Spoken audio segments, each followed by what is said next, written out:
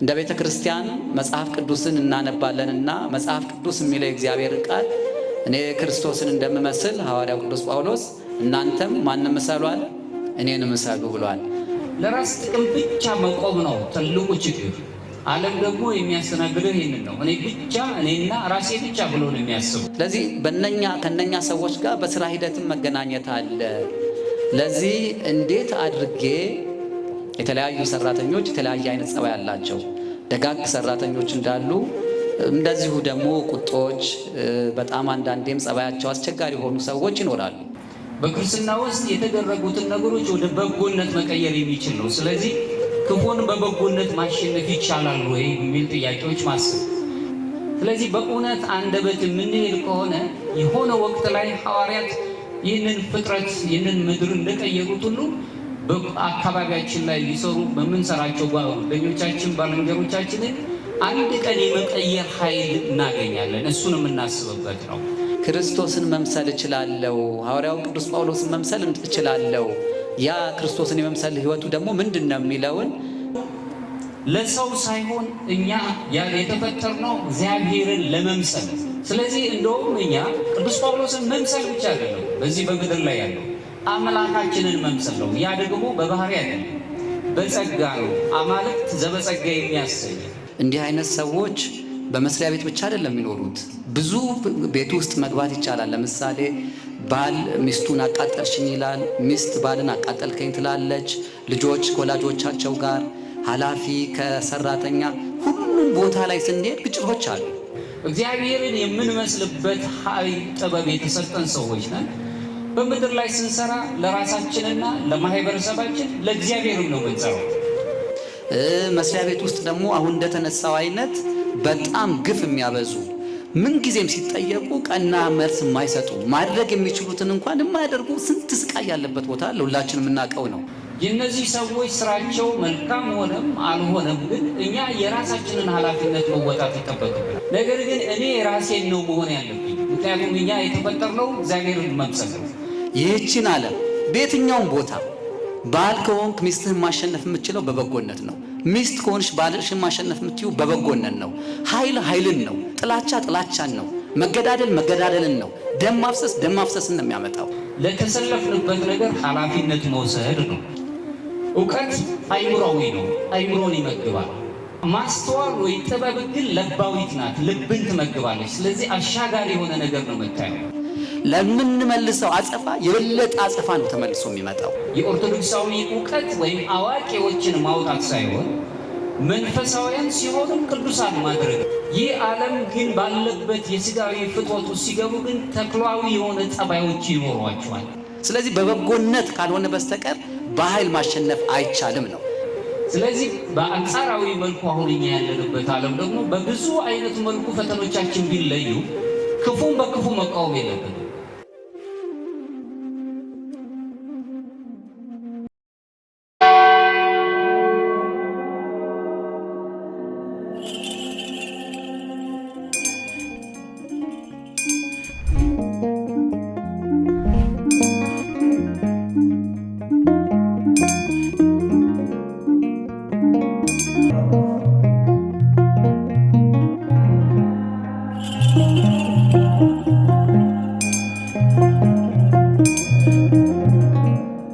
የመጀመሪያው ጥያቄ መጣልን።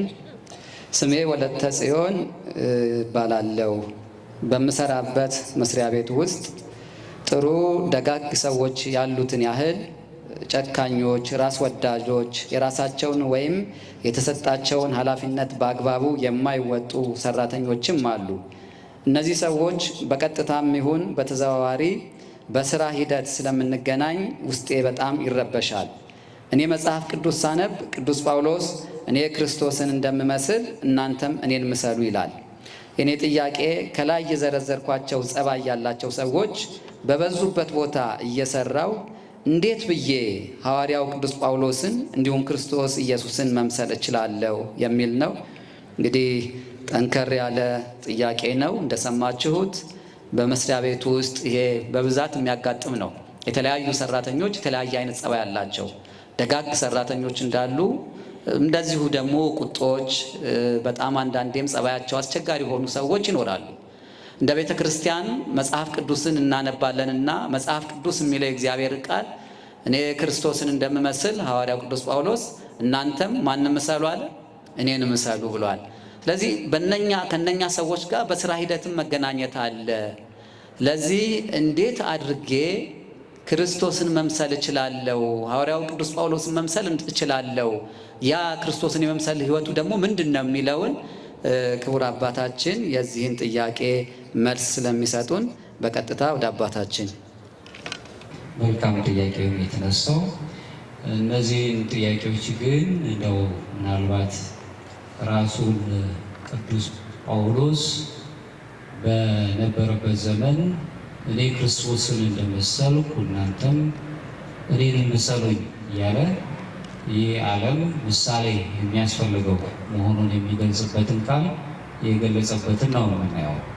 ለዚህ አንደኛ ቆሮንቶስ ምዕራፍ 11 ላይ ያለውን ኃይለ ቃል ያስታውሰናል። እነዚህ ነገሮች በሶስት አይነት መልኩ ማየት ብንችል፣ አንደኛው ማስረጃ የሚሆነን ከቅዱሳት መጻሕፍት አንጻር ብናይ እንደ ኦርቶዶክሳዊነት፣ ሌላው ደግሞ የኦርቶዶክስ ሕሳቤ ከሚባለው አንጻር ደግሞ በሐዋርያነ አበው እይታ ውስጥ እንዴት ነው የምንመለከታቸው ሊቃውንት አባቶቻችን ኦርቶዶክሳውያን።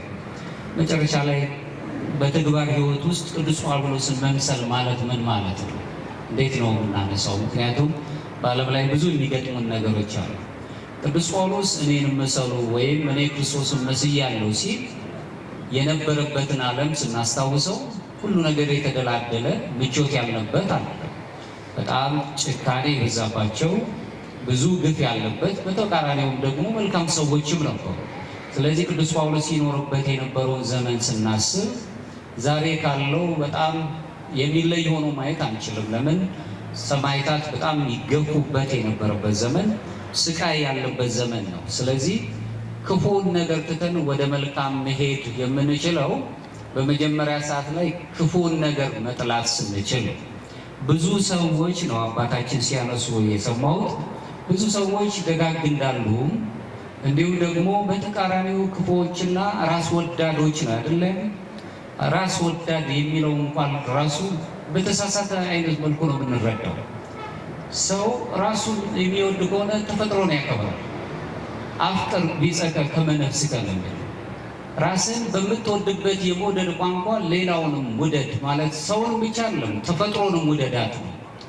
ላለንበት ለምንተነፍሰው አየር እንኳን ፍቅር ሊኖረን እንደሚገባ ወይም ኃላፊነት እንዳለብን ይነግረናል። ከዛም አልፎ ሄዶ የክርስትናው ጥግ ደግሞ የሚያስረዳን ወዳጆቻችሁ ብትወዱ ወይም ለወዳጆቻችሁ ብቻ ብታደርጉ ይህንማ አሕዛብም ያደርጉታል፣ ስለዚህ ጠላቶቻችሁንም ውደዱ ነው የሚለው። ከዚህ ተነስተን ክርስትና በጣም የጠለቀ ነገር እንዳለ እናያለን። ሶስት ነጥቦችን በዚህ ውስጥ እናይ። ከቅዱሳት መጻሕፍት አንጻር ስናይ ቅዱስ ጳውሎስ ያለው አንደኛው ክፋትን በበጎነት ማሸነፍ ይቻላል ወይ የሚለው ነው። ክፉ የሆኑ ሀሳቦችን በበጎነት ማሸነፍ ቅድም ያነሳሁት ነው። በተለምዶ ራስን ወዳድ ነው ሰው ይባላል። ሁለት የሚለያዩ ነገሮች አሉ። ሰው ለገዛ ጥቅሙ ነው የቆመው ወይስ ራሱን ይወዳል ነው? ስህተቱ የትኛው ነው? ራስን በምትወድበት የመውደድ ቋንቋ ሌሎችን መውደድ ስህተት የለውም። ወይም ራሳችንን መውደድ፣ ራስ ተፈጥሮን ማክበር፣ ለራስ ጥቅም ብቻ መቆም ነው ትልቁ ችግር። ዓለም ደግሞ የሚያስተናግደው ይህንን ነው። እኔ ብቻ፣ እኔና ራሴ ብቻ ብሎ ነው የሚያስበው። እሱን የምናይበት ስለሚሆን በዚሁ ላይ ቅዱስ ጳውሎስ ራሱ በሮሜ ምዕራፍ ላይ በሮሜ መልእክቱ 12 ቁጥር 21 ላይ ሲናገር ምንድን ነው የሚለው?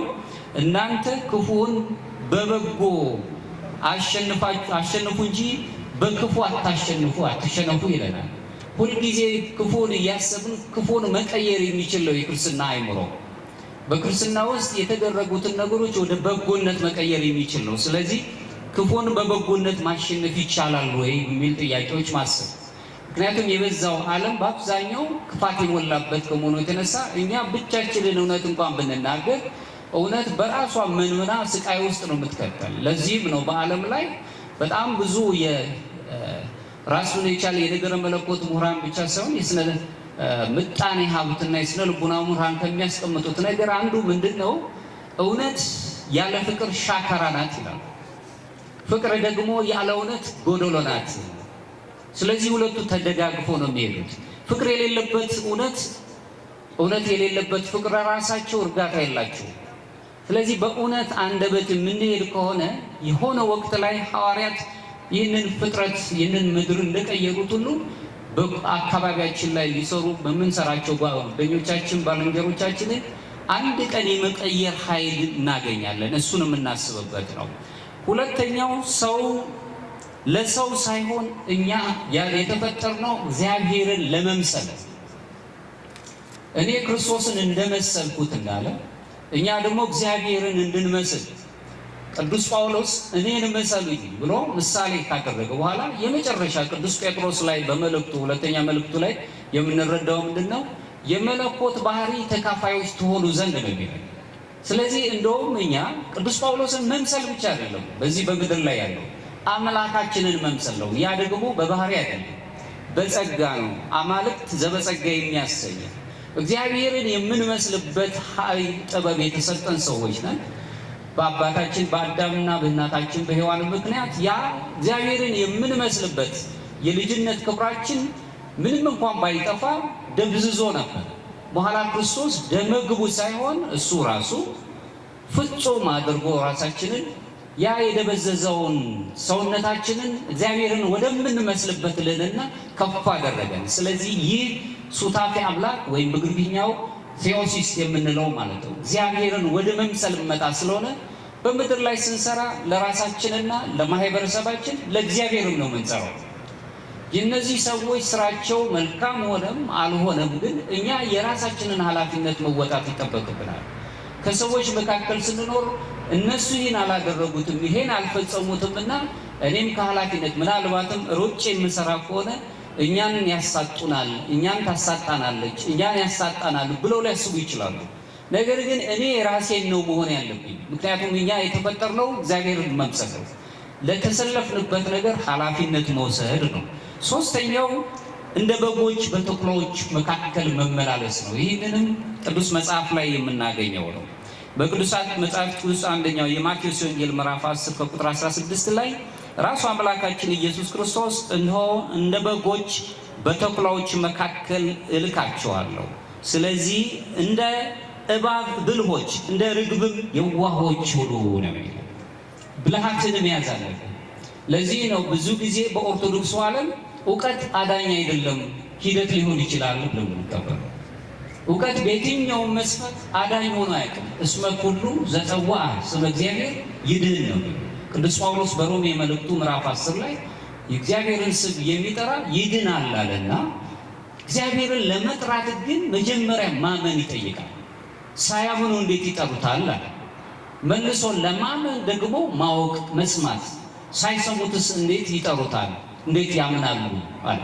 ስለዚህ እውቀት ሂደት ሊሆነን ይችላል። ማወቃችን እውቀትን አትኮንንም ቤተክርስቲያን።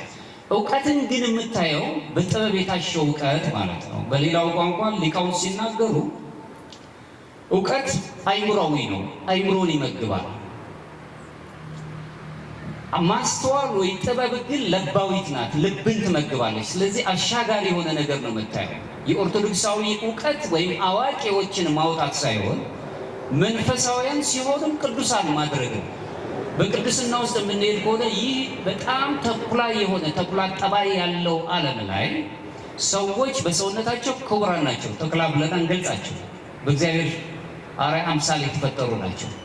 ይህ ዓለም ግን ባለበት የስጋዊ ፍጥረት ውስጥ ሲገቡ ግን ተኩላዊ የሆነ ጠባዮች ይኖሯቸዋል። ያንን ጠባይ ውስጥ የሚኖሩትን ሰዎች ስንመለከት ከፈራጅነት ይልቅ አስተማሪ መሆን የምንችልበት ቅዱስ ጳውሎስ የገጠመው ይህ ስለሆነ የሚያሳድዱ ሰውነትን የሚገፉ ሰዎችን በሰውነታቸው ሳይሆን ወይም ሐዋርያትን የሚያዩት ከነሱ በራቅ አይነት መልኩ በተለይም ደግሞ አንድ መድህን ክርስቶስን ይከተላሉ ብሎ መከራን የሚያበዙባቸው ከሀገር ወደ ሀገር በስደት የሚኖሩ ግፍን የሚፈጽሙ ሰዎች የበዙበት ዘመን ነው።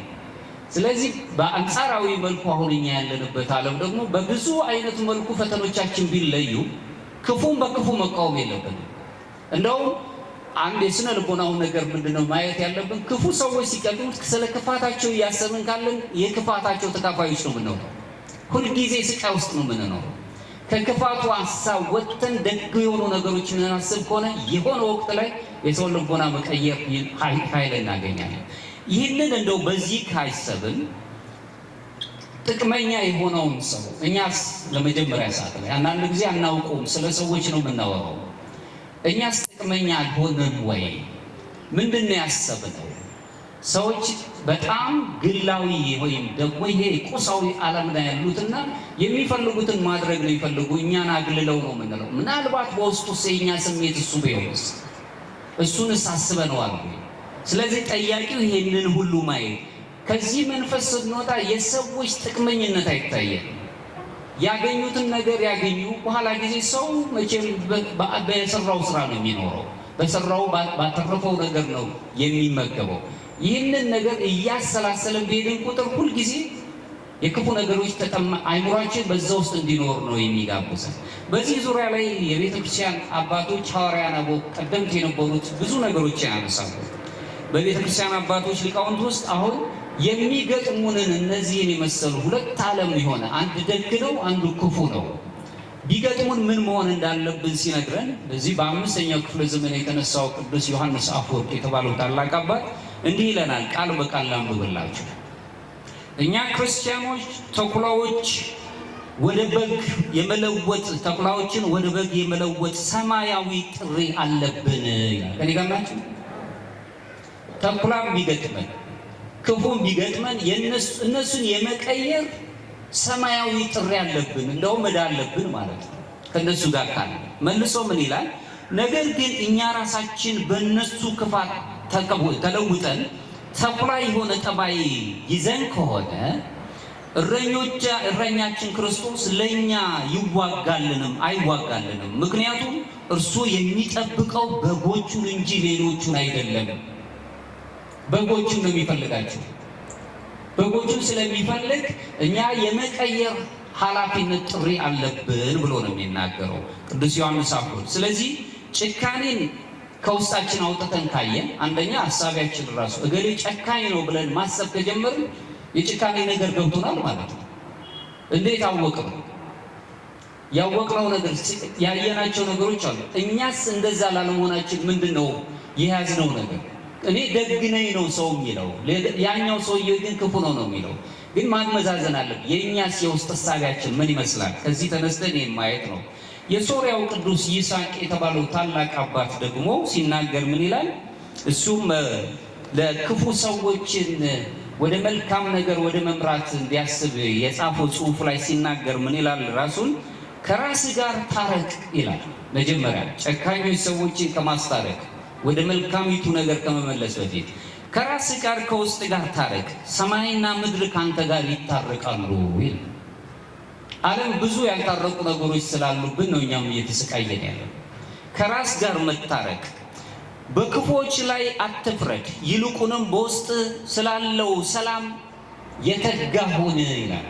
ሰላም አለን ወይ? እኛ ራሳችን ሰላማችንን የሚነጥቁብን ከሆነ ሰላማችን እንዳይነጠቅ ማድረግ አለብን። ሰላም ከራስ ስለሚጀምር ማለት ነው። በዚሁ ላይ ሰዎች በጠባያቸው ውስጥ ማንነታቸው ሊታወቅ ይችላል። ከክፉ ሰዎች ጋር ስንኖር ማንነታችን ይታወቃል። ሰው የሚባል ማንነት ነው ያለው። አሁን ታዩት እንደሆነ ዓለም በብዛት በጣም በሚገርም ሁኔታ የጎጥ ማንነት፣ የወንዝ ማንነት ነው ያለው። ሰው የሚባል ማንነት ተሰጥቶት ክብር ያለው ልዕልና ያለው ዜግነቱ ሰማያዊ የተባለ ምድር ውስጥ ገብቶ አሁን ስቃይ ውስጥ ነው ያለው። ሰው ሆኖ ተፈጥሮ ወንዝ ሆኖ ለመሞት እየተቸገረ ነው ያለው። ይገባቸዋል። በዚህ ስቃይ ውስጥ ስላለን አንዱ አንዱን እያደከመው ክፋት እየሰራ ሰዎች ሲፈጠሩ ክፎች አይደሉም። ሰውነት ክቡርነት ነው፣ ረቂቅነት ነው። ነገር ግን ይሄ ክፋቱ እየሰለጠነ ሲመጣ በስቃይ ውስጥ እንድንኖር ይጋብዘናል። ስለዚህ የእኛን ኃጢአት ሳይሆን የሰዎች እንዲታዩ እናደርጋለን። እኛም እነሱን ካልመሰልን ደግሞ ያገሉናል። ስቃይ ውስጥ እንቀርባለን። ከእግዚአብሔር ጋር መኖር ያቀተናል። አሁንም ፈተና ውስጥ እንወጣለን። እንዴት አድርጌ ነው እሱ መስዬ የምኖረው ብለናል። ክርስቶስ እኮ በጣም በሚገርም ሁኔታ በምድር ላይ ተቀባይ አልነበረውም፣ አፍቃሪም አልነበረውም። ወደነው አይደለም የወደደን፣ ግን ዝም ብሎ ወደደን። ዝም ብሎ መውደድን ልመዱ ነው እግዚአብሔርን መምሰል ማለት። ሰዎችን አለመውደድ አንችልም። ውደዱን ማለት ነው እንጂ ከባዱ አለመውደድ አንችልም። ባህሪያችን አይፈቅድልንም። ሁልጊዜ ይህንን ማሰብ የምንችልበትን ነገር እናያለን። እዚሁ ሌላው አባ ዶርማቶስ የሚባል ታላቅ አባትም ሲናገር ምን ይላል? በዚሁ ላይ ከሰብአዊ ግንኙነት ጋር ራስን ለራስ ጥቅም ብቻ የሚቆሙትን ሰዎች ሲገስጽ በገሰጸበት አንቀጹ ላይ ምን ይላል? ባልንጀራህም ምንም ቢያደርግልህ አንተ ግን ለእርሱ ያለህን ፍቅር ክርስቲያናዊ ግዴታን አታቋርጥ ይላል። ምንም ቢያደርግልህ ክፉም ይሁን ምንም፣ ይሄ ነው እንግዲህ ከባዱ ፍቅር የሚባለው። ምንም ቢያደርግብህ ፈጽሞ ምንም ነገር አታቋርጥ። እሱ ክፉ በማድረጉ የራሱን ነፍስ ይጎዳልና አንተ ግን በትዕግስት የራስን ነፍስ ታድናለህ ይላል። ከዚህ ጋር ናቸው። ይሄንን ማድረግ ስንጀምር ነው የኦርቶዶክስ ልዕልና ላይ የምንደርሰው። ኦርቶዶክሳዊ ሕሳቤ የሚባል አለ፣ ወይም ኦርቶዶክሳዊ ነጽሮተ ዓለም የሚባል። ኦርቶዶክሳውያን ይህንን ክፉ ዓለም ክፉ ነው እያሉ ብቻ እየኮነኑ አይሄዱም። ከዛ ከክፋቱ በላይ ይወጣሉ፣ ወደ ልዕልናው ጫፍ ይደርሳሉ። እሱን ማሰብ የምንጀምር ከሆነ አሁንም የተደረገብን ድርጊት ሁሉ ጥሩ ነው እያልኩኝ አይደለም። ያለው ነገር የምንጋፈጠው ቀላል ነው እያልኳቸዋል። በየመስሪያ ቤቶቻችሁ፣ በየመንደሮቻችሁ፣ በየወገኖቻችሁ የምታዩት ነገር ውስጥን የሚያቆስል ሊሆን ይችላል። ግን በቃ ምን እናደርገው? ደከምን፣ ቆሰለን። ከዚህ ከቁስለቱ ወጥተን ሰማያዊ የሆነ ሀሳብ ስናስብ ወደ ልዕልና ጥግ እንደርሳለን። እሱን ማሰብ እንችል። ለመጨረሻ ይችን ጥያቄ የማነሳበት ሶስቱ የሆኑ ነገሮችን ላይ አንደኛ ከክፉ ጓደኛ ባልንጀራ ሊኖረን እንደማይገባ ይነገራል። ስለዚህ መስመር ማበጀት አለብን፣ ወይም ደግሞ ራሱን የቻለ የምንኖርበት ካለ ምናልባትም ፕሮፌሽናል ባውንደሪ ከሆነ ሊኖረን ይገባል። በስራ ብቻ የምንገናኝ ከሆነ ከስራ ውጭ ባለው ግንኙነታችን አመላችን እንዳይበላሽ ጤናማ ጓደኞች ሊኖሩን ይገባል። እነዚህ ሰዎች ግን ልናስብላቸውም ይገባል። ለክፋተኞች ሰዎች በተኩላው ዓለም ላይ ሄደው ነው ይትርሱ ተቀብሎ ነግ የሚለውን ሕግን የፈጸሙትን ሰዎችን ይቀበሉ እንደነበሩ በዘመኑ የነበሩ አንዳንድ ሰዎች እንግዳን ተቀበልን ብለው መላእክትን ሥላሴ ሲቀበሉ ድረስ ደርሷል። አሁን ትመለከቱ እንደሆነ የምንኖርበት ይሄ ዘመናዊው ወይም ፖስት ሞደርኒቲ የሚባለው ዘመን ላይ ነው የምንኖረው። እኔ ብቻ ነው እንደውም አሁን የሚጋጭ ሰው ብታገኙ አይመለከተኝም ነው። ለምን? በኋላው እዳው ለዘመናት ነው የሚመጣው። እኔ ሆነኝ የምሰቃየው በዚህ ሰውዬ ስቃይ ወይም ደግሞ ክፋት እኔ ሆነ የሚቸገረው። ስለዚህ እኔን አይመለከተንም ነው። የሰው ልጅ ግን ኃላፊነት አለው። በተለይ ክርስቲያን ኃላፊነት አለበት። ኃላፊነቱን መወጣት አለበት። ኃላፊነቱን የማይወጣ ማህበረሰብ፣ ቤተሰብ፣ አገር ይፈርሳል። ኃላፊነታችንን በደንብ መወጣት አንደኛው ባውንደሪያችን ወይ ደግሞ መስመራችንን ወስነን ማስቀመጥ አለብን። ክርስቲያን ስንሆን ለማስተማር ዝግጁ መሆን እንጂ እነሱን እየመሰልን ከክፋታቸው ጋር መተባበር የለብንም። ሌላው ጸሎትን ልክ እንደ መሳሪያ መጠቀም አለብን። ግዳጅ የምትፈጽም የተባለችዋል ሁሉን ነገር ማድረግ የምትችለውን ጸሎትን ማሰብ አለ። ጸሎት ብለን የምንናገረው በዚህ በኦርቶዶክሳዊ መንፈሳዊነት ትምህርት ውስጥ ንጹህ ጸሎት የምትባላለች። ሁለተኛው የመንፈሳዊ እድገት ላይ ስንደርስ ያው ማለት ነው ንጽሐ ልቦና፣ ንጽሐ ነፍስ ላይ ንጽሐ ስጋን አልፈን ንጽሐ ልቦና ላይ ስንደርስ ጸጥ ያለች ምንም ቃላት ሳያወጡ በልቦናና በአእምሮ ብቻ የምትጸለይ ጸሎት፣ ጸጥ ብለን እግዚአብሔር የምናስብበት፣ ዝም ብለን ከእግዚአብሔር ጋር እግዚአብሔር እኛን እንዲያየን የምንጋብዝበት፣ እሱን ለማየት ልባችንን የሚጓጓበትና የምንቀርብበት ፍጹም የሆነች እንደውም በሐዋርያና አበው ዘመን የነበረው ይህ ንጹህ ጸሎት የሚሏት ወይም ደግሞ ጸጥ ያለች ጸሎት የአእምሮ ጸሎት ነው የሚሏት። አእምሮአዊ ናት ሁልጊዜ። ወይም ደግሞ በጣም ጥቂት የሆነች ሰዎቻችንን የሚያስቸግሩ አሁን አንዳንድ ጊዜ መጸለይ አቃተኝ እንደዚህ አይነት ክፋት ካላቸው ሰው ጋር ጸብ ክርክር ካላቸው ሰዎች ጋር መጸለይ አቃተኝ እንላለን። ጥቂት ጸሎት አለች ኪሪየ ለይሶ በግሪክኛው ወይም እግዚኦ መሐረነ ክርስቶስ። የትም ቦታ አሁን ተቀምጠን እኔም እየተናገርኩ በውስጤ እያሰብኩኝ ልጸለያት የምችላት ንጹህ ጸሎት አለች። አቤቱ ይቅር በለኝ ነው። ከዚህ ጋር የተያዘ አንዱ ምንድነው? ቅዱስ ኤፍሬም ሶርያዊ ሲናገር ምን ይላል? በጽሁፉ ላይ ምንድነው የሚለው? እሱ ጌታዬ ሆይ አምላኬ ሆይ የኔን እንጂ የወንድሜን በደል አታሳየኝ ይላል። ከኔ ጋር ናቸው። በዚህ ውስጥ መኖር ስንጀምር የሰዎች ክፋት ከሚታየን ይልቅ እነሱ ከክፋታቸው ተመልሰው ወደዚህ ወደ ተኩላዊ የሆነው ጠባያቸው ወጥተው መልካም ወደ ሆነው ጠባይ ሊመለሱ ይችላል። ጸሎት አንዱ ነው። ሌላው ሶስተኛው የራስን ኃላፊነት በጥራት በብቃት መወጣት። እኔ የሚጠበቅብኝን መስራት ነው። የምሰራው ለማህበረሰብ ለራሴና ለአምላኬ ታማኝ ለመሆን ነው። ወቁን ማህይምነ እስከ ለሞት ስለሚል ለህሊናችን ታማኞች መሆን አለብን።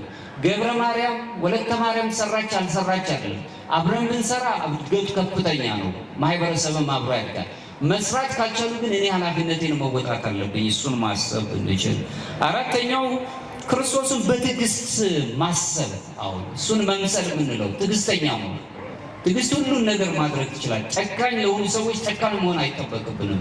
በእነዚህ ውስጥ መሄድ ከቻለን አሁን የተነሱት ሀሳቦች በተወሰነ መልኩ ህሊናችንን ሊገዙ ይችላሉ። እግዚአብሔር እንግዲህ ይህንን እንድናደርግ ኃይሉን ጥበቡን ይስጠን።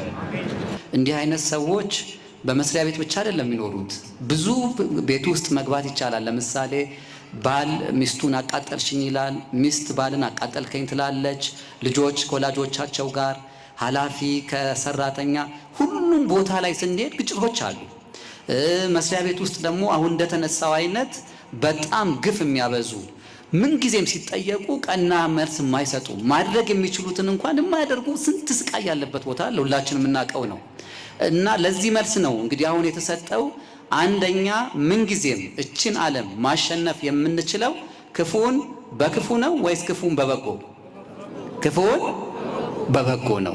ይሄ አንዱ የክርስትና መመሪያ ነው። በቃ አሁን አባታችን እንዳስተማሩ እንደነገሩን ይህችን ዓለም በየትኛውም ቦታ ባል ከሆንክ ሚስትህን ማሸነፍ የምትችለው በበጎነት ነው። ሚስት ከሆንሽ ባልሽን ማሸነፍ የምትችለው በበጎነት ነው። ኃይል ኃይልን ነው። ጥላቻ ጥላቻን ነው። መገዳደል መገዳደልን ነው። ደም ማፍሰስ ደም ማፍሰስን ነው የሚያመጣው። ለምንመልሰው አጸፋ የበለጠ አጸፋ ነው ተመልሶ የሚመጣው። ስለዚህ በበጎነት ካልሆነ በስተቀር በኃይል ማሸነፍ አይቻልም ነው። እንደው እዚህ ጋር አንድ የሆነች ነገር ትዝ አለኝ። አንድ ጊዜ የበግ ግልገልና የውሻ ቡችላ አብረው ዋሉ ይባላል። ያው እንግዲህ እንደምታውቁት በግ ውሻ በግን ታገኘ ይበላል አይደለ? ግን እነኛ ግልገሎች ናቸው። የበግም ግልገል ናት፣ ምንም አታውቅ ትንሽ ናት። የውሻም ቡችላ ነው። ስለዚህ ሲጫወቱ ዋሉ አብረው፣ ምንም ነገር አያውቁም። እና ሲጫወቱ ከዋሉ በኋላ ማታ በደህና ደሪ ነገ እንገናኝ ተባብለው ተለያዩ። ቤት ገብተው ሁለቱም ሪፖርት አቀረቡ። የውሻ ቡችላም ለትልቁ ለእናቷ ዛሬ እኮ ከበግ ግልገል ጋር ተገናኝተን ዋልን ብላ ትነገራለች። ከበግ ግልገል? አዎ። እንዴት? ምን አረግሻት? ምንም አላረረኩ። ለምን ሳትበያት? የኛ ምግብ እኮ እነሱን በጎችም መብላት ነው። ለምን ዝም አልሻት?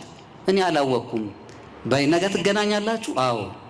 ስትገናኙ ስትጫወቱ ከቆያችሁ በኋላ ማታ ላይ ወደ ወንዝ ስትሄዱ ውሃን ጠጣ በያት። ውሃ ልትጠጡ ጎንበስ ስትሉ እዛው አንቀሽ ግዳያትና ብያት ትላለች። ይሄን ምክር ትመክራለች። የበግ ግልገል ደግሞ ሄዳ ለእናቷ ታወራለች። ዛሬ እኮ ከውሻ ቡችላ ጋር እንደዚህ ሆነን አብረን ዋልን፣ ከዛ መጨረሻ ላይ እንድተለያየን ብላ ታነግራለች። እንዴት? እነሱ እኮ እኛን የሚበሉ ናቸው፣ እኛን የሚጎዱ ናቸው። በይ ነገ ስትገናኙ ወደ ውሃ እንሂድ፣ ውሃን ጠጣ የምትልሽ ከሆነ አይ አልሄድም፣ እምቢ በያት፣ ምክንያቱም ልትበላሽ ነው ትላታለች። ከዛ በማግስቱ ተገናኙ። ሁለቱም ተመክረዋል አይደል? የውሻ ቡችላም ተመክራለች፣ የበግ ግልገልም ተመክራለች። ተገናኙ። ከዛ ሲጫወቱ ከቆዩ በኋላ የውሻ ቡችላ በተመከረችው መሰረት ምን አለች? ነይ ወደ ውሃ እንውረድ፣ ውሃን ጠጣ አለች። በዚህ ሰዓት የበግ ግልገል ደግሞ ምን አለች? አይ እናንተ ቤት የተመከረው እኛም ቤት ተመክሯል፣ ማንም ሞኝ የለም። ስለዚህ ወገኖቼ ክፋትን በክፋት በመለስን ቁጥር ዲያብሎስ በዛው መጠን እዛኛው ሰው ላይ የሚያሳርፈው ክፋት አለ። ስለዚህ ትዕቢት ከውስጣችን ሲመጣ፣ በጎ ንግግር ሲጠፋ፣ በዛው መጠን እኛም ላይ የሚመጣብን አደጋ አለ። ስለዚህ መለያየት ይመጣል፣ አለመግባባት ይመጣል፣ ግጭቱ እየበለጠ እየጨመረ ይመጣል እና ከዚህ ሁሉ ለመጠበቅ ነው አሁን አባታችን ክፉን በበጎ ማሸነፍ፣ ክርስቶስን መምሰል፣ እንደ በጎች በተኩላዎች መካከል ታውቃላችሁ፣ ተኩላና በግ አይደለ? የሁለቱ ልዩነት በግ ነው፣ ተኩላ ነው። ግን ተኩላዎች አስመስለው ሲገቡ በጎችን ሊመስሉ ይችላሉ። ስለዚህ በግ ሆኖ ተኩላዎችን ማሸነፍ መቻል አለብን ነው። ይሄ ትልቅ ነው፣ ለህይወታችን መመሪያ ነው። አሁን አባታችን ያስተማሩን ለአንድ ቀን አይደለም፣ እድሜ ልካችንን እየመነዘርን እንድንጠቀምበት ነው። በተለይ መጨረሻ ላይ ያስቀመጧቸው ጓደኛ መለየት። ጓደኞቻችንን እንለይ። በመስሪያ ቤትም የእኛን ህይወት የሚያጠፉ ወደ መጥፎ የሚወስዱ አሉ። ስለዚህ ጓደኞቻችንን መለየት፣ ጸሎትን ሁልጊዜ መጠቀም። ከቤት ስንወጣ ጌታ ሆይ ለምነን ጸልየን እንውጣ። ምን አይነት ሰው እዛ እንደሚያጋጥመን አናቅ። ኃይለኞች የሆኑ መንፈሰ እግዚአብሔር የሌላቸው ቁጣ የሚቀናቸው ብዙ አይነት ሰዎች አሉ። ስለዚህ ስንወጣ ጸልየን፣ ስንገባ ጸልየን፣ ቅድም ያነሷት በተለይ የልቡና ጸሎት ከእግዚአብሔር ጋር በተመስጦ ሆነን የምንጸልያት ጸሎት፣ እነኚህን ነገሮች ካደረግን የሚመጡትን ፈተናዎች ልንቋቋም ልናሸንፍ እንችላለን። አለበለዛ መስሪያ ቤት ቀይረሽ ሌላ መስሪያ ቤት ብትሄጂ እዛም መስሪያ ቤት አለ። አሁንም ሌላ መስሪያ ቤት ብትቀይሪ እዛም መስሪያ ቤት እንደዛ አይነት ሰዎች አሉ። በተለይም ራስንም ማየት ብለዋል አይደል? ራስንም ሁልጊዜ ሰዎችን ብቻ አይደለም ደግሞ ጥፋተኛ ማድረግ፣ እኔስ የሚለውንም ነገር ደግሞ ማየት ያስፈልጋል ነው ያሉት አባታችን። በእውነት በጣም አጥጋቢ የሆነ ልጅቱ ወለተ ጽዮን ብቻ ሳትሆን ሁላችንም የተማርንበት ትምህርት ነውና በድጋሜ ለአባታችን ቃለ ሕይወት ያሰማልን።